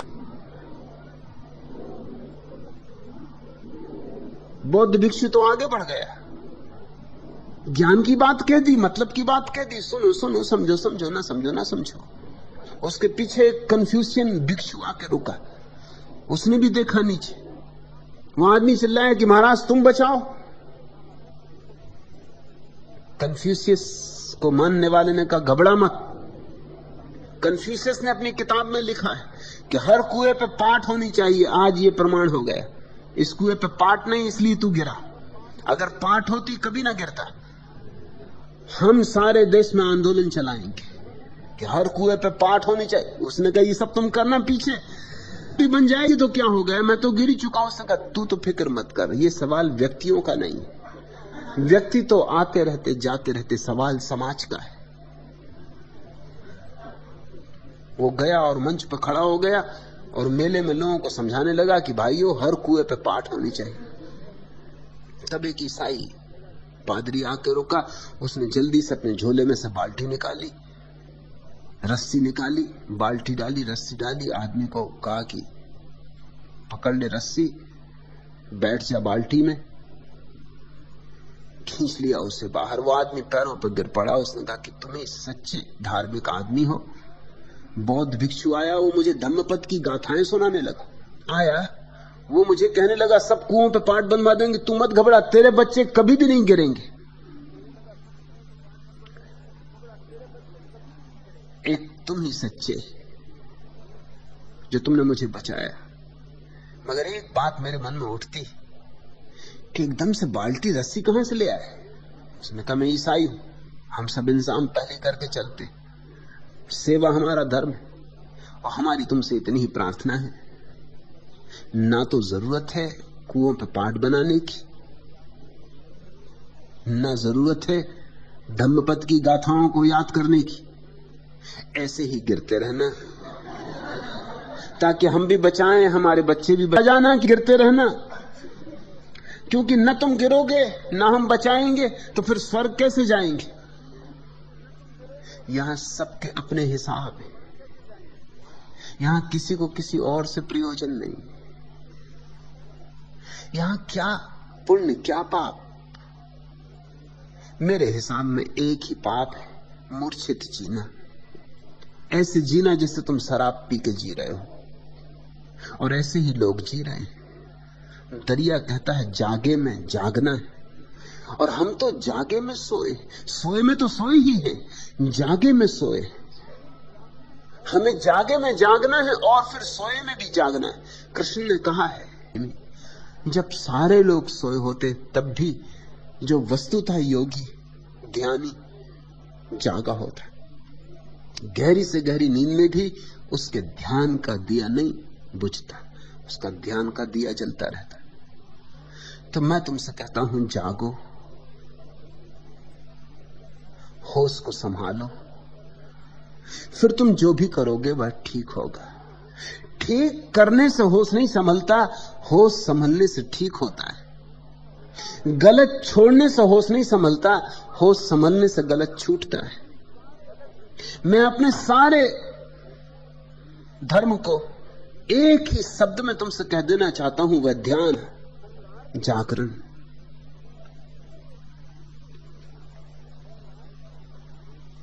तीसरा प्रश्न,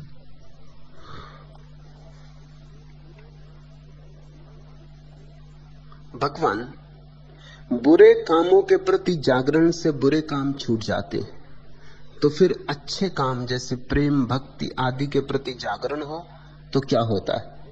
कृपया इसे स्पष्ट करें। राम छवि प्रसाद। जागरण की 3 सीढ़ियां हैं। पहली सीढ़ी प्राथमिक जागरण, बुरे का अंत हो जाता है और शुभ की बढ़ती होती।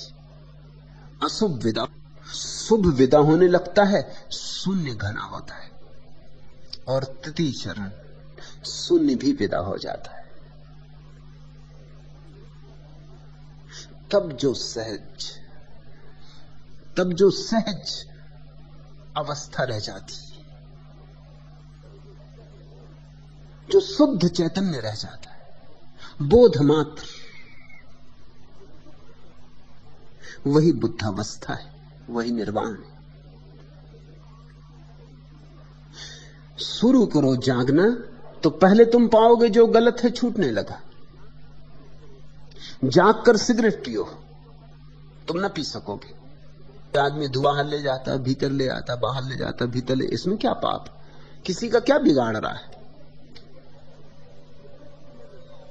सिगरेट पीने में पाप नहीं है, बुद्धूपन जरूर है मगर पाप नहीं है। मूढ़ता जरूर है लेकिन पाप नहीं है।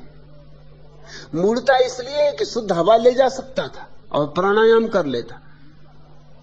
प्राणायाम ही कर रहा है लेकिन नाक हवा को गंदी करके कर रहा है। धूम्रपान एक तरह का मूढ़तापूर्ण प्राणायाम है। योग साध रहे हैं मगर वो भी खराब करके। शुद्ध पानी था, उसमें पहले कीचड़ मिला ली, फिर उसको पी गए, क्योंकि तुम्हें मूढ़ता दिखाई पड़ेगी, इतनी प्रगटता से दिखाई पड़ेगी कि हाथ की सिगरेट हाथ में रह जाएगी। पहले ऐसी व्यर्थ की चीजें छूटनी शुरू होंगी, फिर धीरे धीरे तुम जो गलत करते थे, जरा जरा सी बात पे क्रुद्ध हो जाते थे, नाराज हो जाते थे, वो छूटना शुरू हो जाएगा। क्योंकि बुद्ध ने कहा है, किसी दूसरे की भूल पर तुम्हारा क्रुद्ध होना ऐसे ही है जैसे किसी दूसरे की भूल पर अपने को दंड देना। जब जरा बोध जगेगा तो तुम ये देखोगे कि गाली तो उसने दी और मैं भुनभुनाया जा रहा हूं और मैं जुआ जा रहा हूं, ये तो पागलपन है। गाली जिसने दी वो भोगे, न मैंने दी न मैंने ली। जैसे ही तुम जागोगे, गाली का लेना देना बंद हो गया। अब तुम्हारे भीतर क्रोध नहीं उठेगा, दया उठेगी, क्षमा भाव उठेगा। बेचारा अभी भी गाली देने में पड़ा है। वही शब्द जो गीत बन सकते थे अभी गाली बन रहे हैं। वही जीवन ऊर्जा जो कमल बन सकती थी अभी कीचड़। तो पहले तो बुरा छूटना शुरू हो जाएगा, और जैसे जैसे बुरा छूटेगा तो जो ऊर्जा बुरे में नियोजित थी वो भले में संलग्न होने लगी, भले भी समाप्ति होने लगेगी। क्योंकि प्रेम भी बिना घृणा के नहीं जी सकता, वो घृणा का ही दूसरा पहलू है। इसलिए तो कभी भी तुम चाहो तो घृणा प्रेम बन सकती है और प्रेम घृणा बन सकता है। क्रोध करुणा बन सकती है, करुणा क्रोध बन सकता है। वो परिवर्तनीय है, वो एक ही सिक्के के दो पहलू। तो पहले बुरा गया, एक सिक्के का पहलू विदा हुआ, फिर दूसरा पहलू भी विदा हो जाएगा, फिर भला भी विदा हो जाएगा, और शून्य की बढ़ती होगी। तुम्हारे भीतर शांति की बढ़ती होगी, ना शुभ ना अशुभ। तुम निर्विषय होने लगोगे, निर्विकार होने लगोगे। और तीसरे चरण में, अंतिम चरण में, यह भी बोध न रहेगा। तब तुम रह गए निर्विचार, निर्विकल्प। उसको ही पतंजलि ने कहा है निर्बीज समाधि। बुद्ध ने कहा है निर्वाण। महावीर ने कहा है कैवल्य की अवस्था। जो नाम तुम्हें प्रीतिकर हो वह नाम तुम दे सकते हो। अंतिम प्रश्न,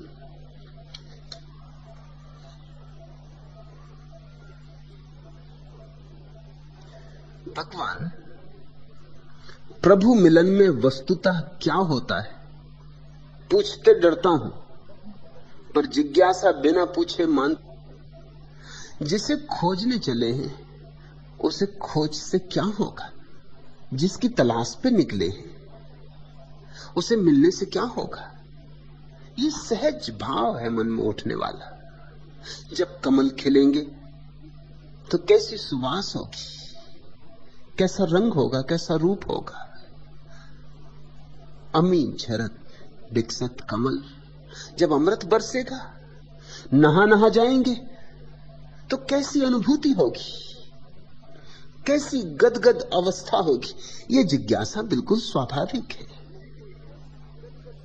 नहीं कोई भूल है। फिर भी इस जिज्ञासा को वह गूंगे का गुड़ है। जिसे होता है बस वही जानता है। हां, तुम्हें खूब तड़फा सकता हूं, तुम्हें खूब प्यासा कर सकता हूं, मगर यह नहीं कह सकता कि जब तुम सरोवर पर पहुंच जाओगे और अंजलि भर भर के पियोगे तो जो तृप्ति होगी वो कैसी होती। वो तृप्ति हुई मुझे, वो तृप्ति तुम्हें भी हो सकती, मगर उस तृप्ति को शब्दों में प्रकट करने का कोई उपाय नहीं। तुम्हारी जिज्ञासा ठीक, जरा भी भूल नहीं, क्षमा मांगने का कोई कारण नहीं, और वह मेरी ही असमर्थता नहीं है, समस्त बुद्धों की। कौन उसे आज तक कह पाया कि प्रभु मिलन में वस्तुतः क्या होता है? और जो भी कहा गया है वो बहुत दूर पड़ जाता है, बहुत ओछा पड़ जाता है। जो भी कहो छोटा पड़ जाता है। मुट्ठी में आसमान को बांधो तो कैसे बांधो।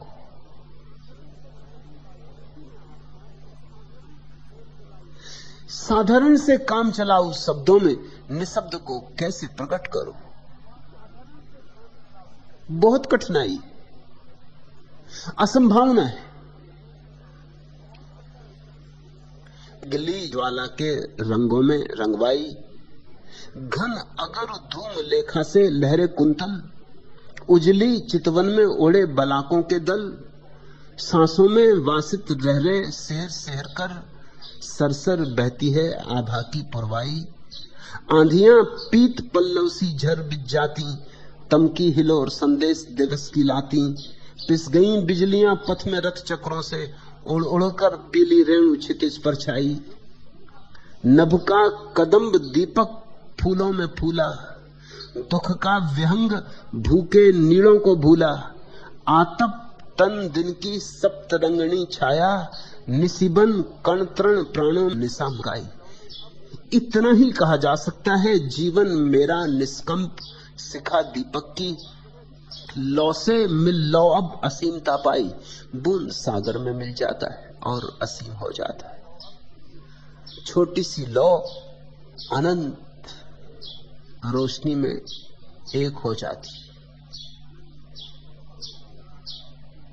लहर सागर हो जाती, सीमा टूटती, असीम प्रकट होता है। मृत्यु मिटती है, अमृत का अनुभव होता है, खूब रंग बरसता है। खूब रोजाना सुनी जो इस जगत की नहीं। पिचकारी ने खिला दिया है नई प्रीति का रंग, कि फागुन के दिन आए रे। किसने मला गुलाल लाल गोरी के सारे अंग, कि फागुन के दिन आए रे। ताल दे रही मन की धड़कन, ठुमक रहे हैं पांव, झूम रहा है सारा मौसम, नाच रहा है गांव। घुंघरू कंगन ढोल मजीरे बजरे नगा मृदंग, कि फागुन के दिन आए रे। हाव भाव चलने फिरने के बदल गए सब ढंग, कि फागुन के दिन आए रे। उड़ा अबीर कबीर गूंज, कि फागुन के दिन आए रे। यादों के उन्मुक्त गगन में उड़ता हृदय विहंग, कि फागुन के दिन आए रे। एक अंतर जगत की फाग, एक अंतर जगत में रंगों का विस्फोट। अमी झरत विकसत कमल आज इतना है।